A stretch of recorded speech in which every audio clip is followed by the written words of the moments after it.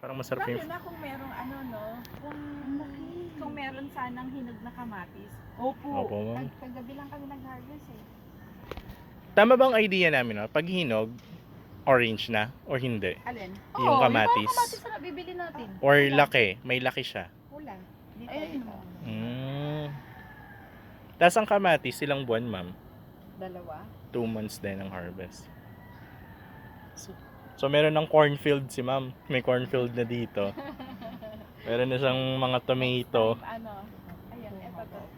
Kasi ito, bata pa to, kaya ano siya. Mabilis. Kaya hindi, kaya medyo maliliit pa. Kasi di ba pagka ano, yung mahaba pa, tsaka mas... Oo. Ano pa lang Ito yan? kasi mas mag... Isang buwan pa lang yun. Matagal yan ng 6 na buwan. para ma-achieve mo yun. Yes. Tapos may tanglad nga si ma'am eh, oh. Thank you, ma'am.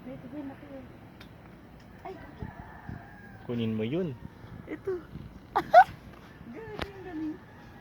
Welcome to Ma'am Suzane's farm. Wah!